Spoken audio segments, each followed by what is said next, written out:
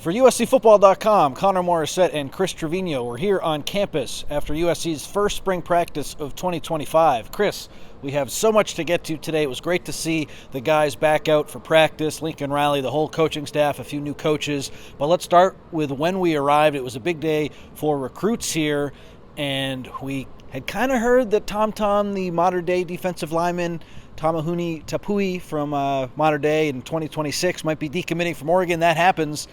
And then lo and behold, he's on campus wearing a USC shirt. Your thoughts? Yeah, so much happened today, and to top it all off, it's the first day of spring camp, but all the recruiting stuff, a lot of recruits on campus.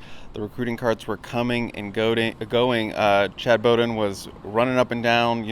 As you said, Tom was here. That kind of shifted the whole energy because you're already excited about the first day of camp, and then Tom comes walking down wearing a USC pullover jacket.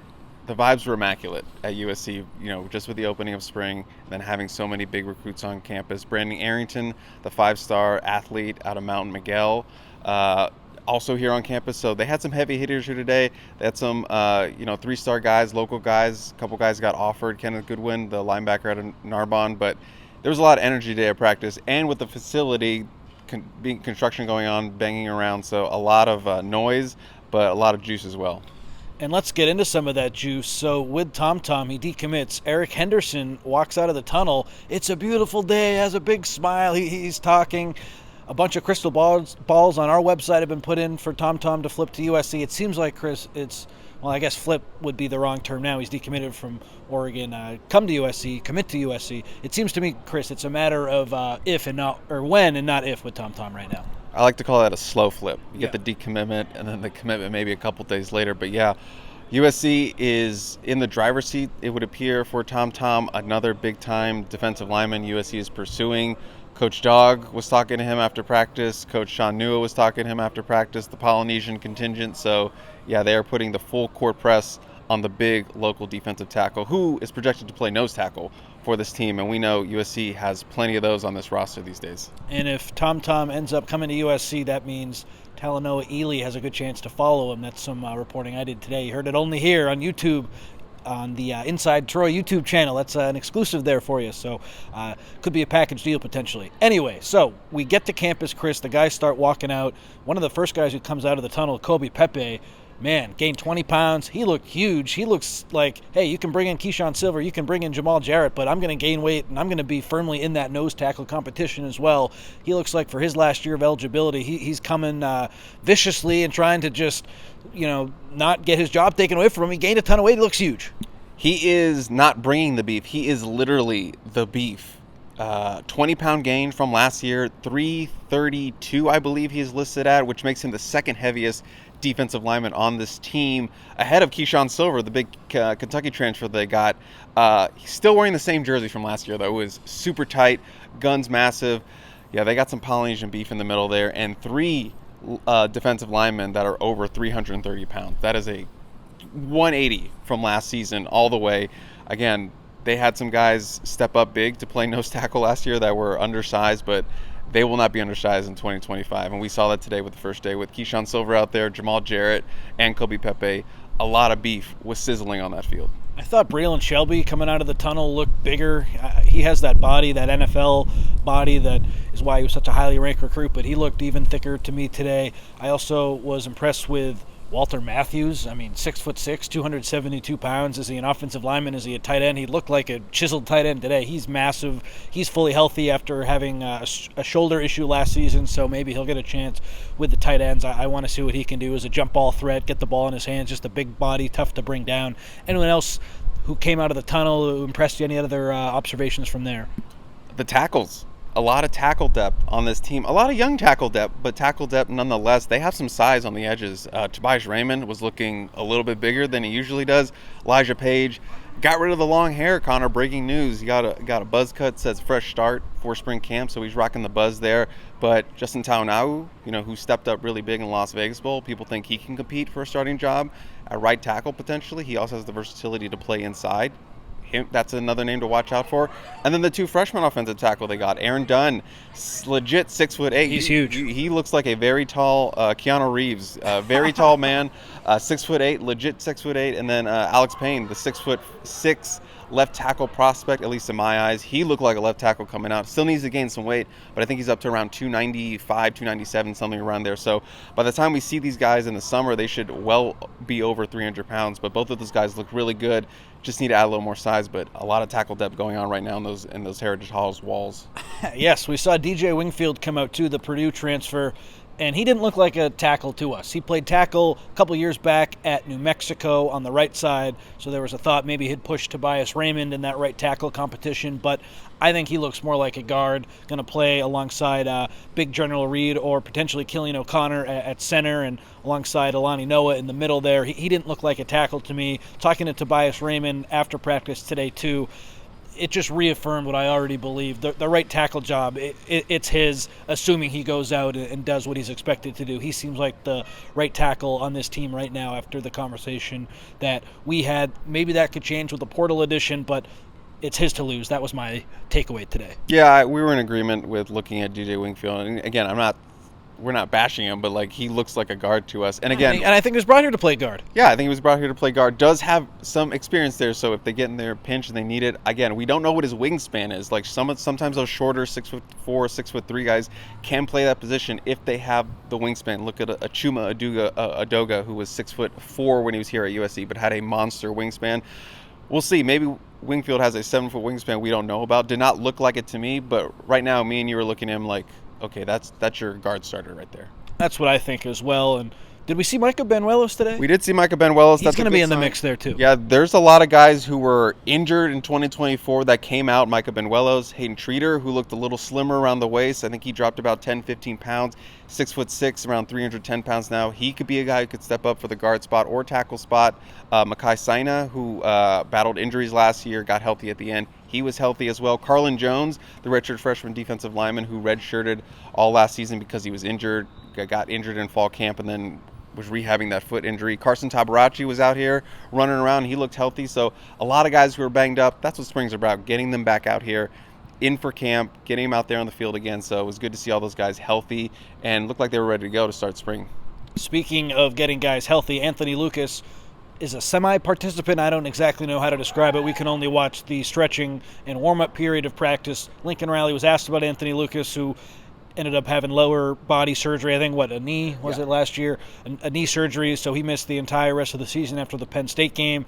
He came out for practice. It looks like he's going to be a limited participant, and he should be full go by the end of the spring, but Lincoln Riley talked about how they don't really need to push the envelope with him. There's no reason to ahead of the fall. He should be fully go for the fall, but right now, in terms of guys on the two deep, I really think it's only Anthony Lucas who has an injury right now. Maybe someone else like a receiver who is a little banged up, but in terms of guys who aren't really, like if the season started tomorrow who wouldn't be available, I think Lucas is the only guy on the list. Again, we can't really comment on injuries, but yeah, it looked like pretty much everyone was pretty much good to go. A couple guys maybe banged up here and there, but Anthony Lucas was the big one that Lincoln Riley did talk about. And yeah, no need to rush Anthony Lucas. We know he's going to be one of those starters, one of the best 5 defensive linemen that you have. And you know what spring is for? Reps. And that means Cameron Fountain, Braylon Shelby, and Jakeem Stewart, the highly touted freshman. All those guys can gobble up all those reps. And another defensive end, Elijah Newby, can get those reps as well, as he's been moved from linebacker to DN this spring.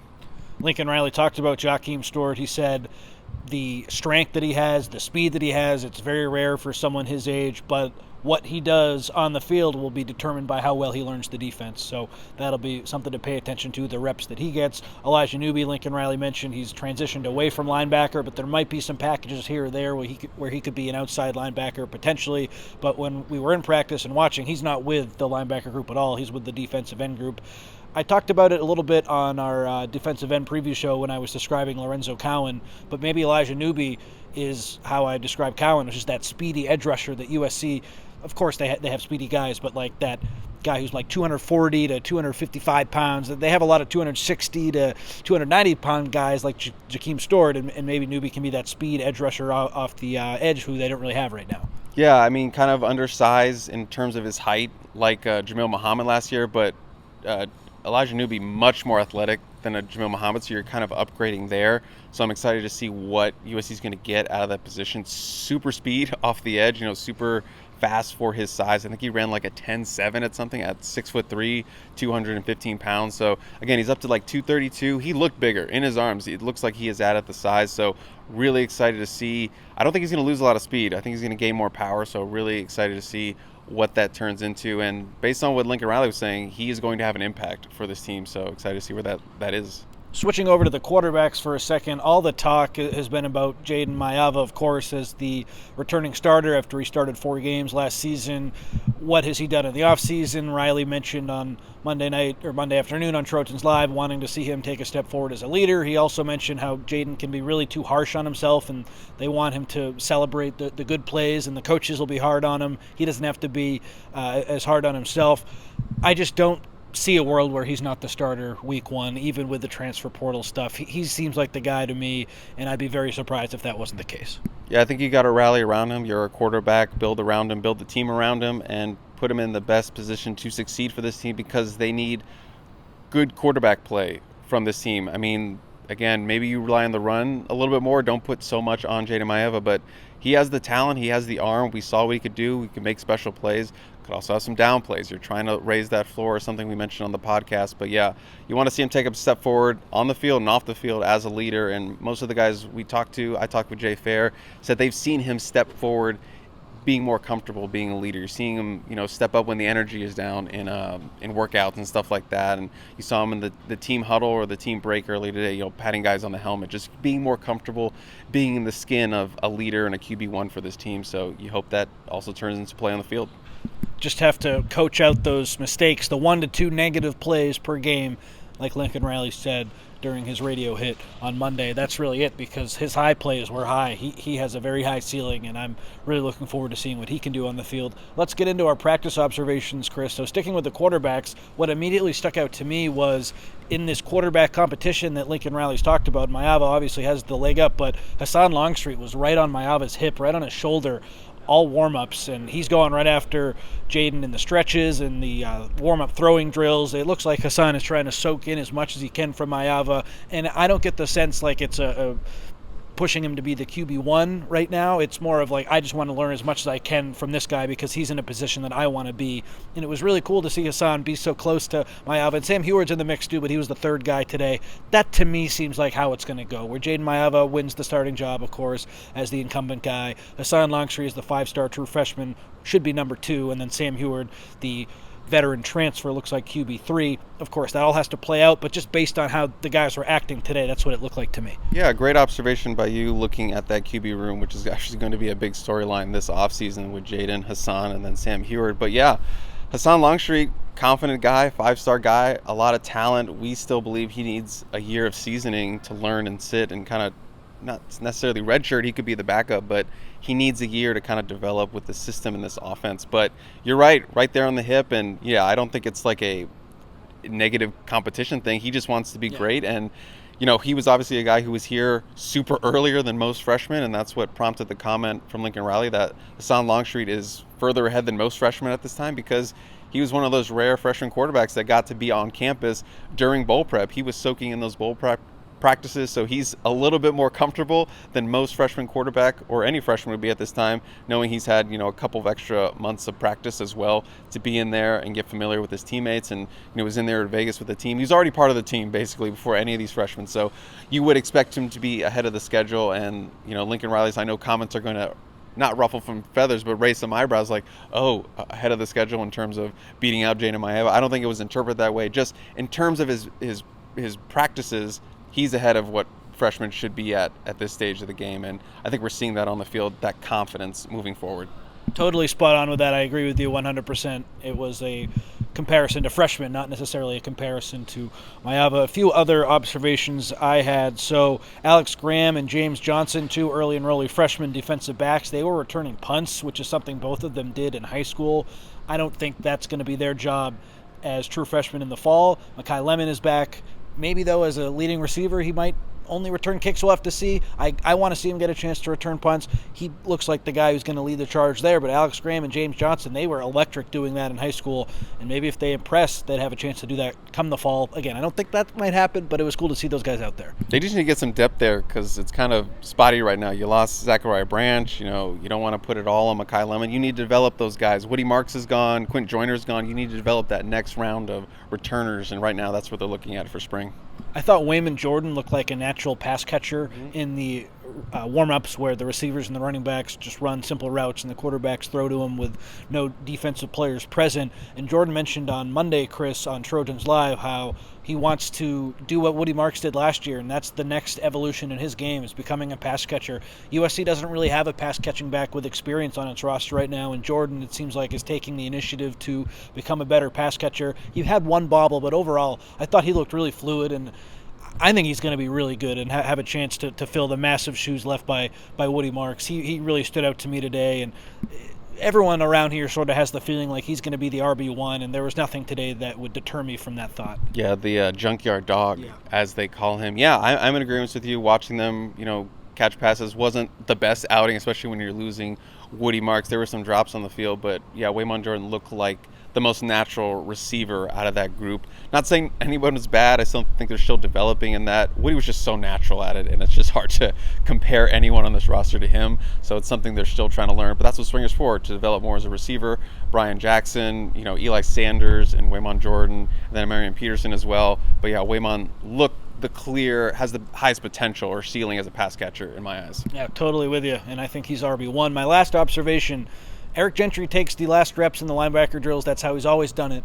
But Desmond Stevens was taking the first reps, and he just looks like that dude. He looks like he's going to be the middle linebacker for USC this year, which we expected. But to see him out there practice, being the first guy in line, getting coached up by Rob Bryan, and just performing really well, I know the staff has really high expectations for him, and he kind of was a late recruit in the process. Like, this is a guy who wasn't in that class for a very long time, and all of a sudden, in his second season, he has the chance to be the starting Mike linebacker for USC. He looks the part. Yeah, I mean, if you listen to Composite 2-star, Gerard Martinez has no idea why other bigger Big Ten schools didn't recruit him right there in the backyard out of Michigan. Like, why didn't Michigan offer? Why didn't Ohio State offer? Why didn't these schools offer?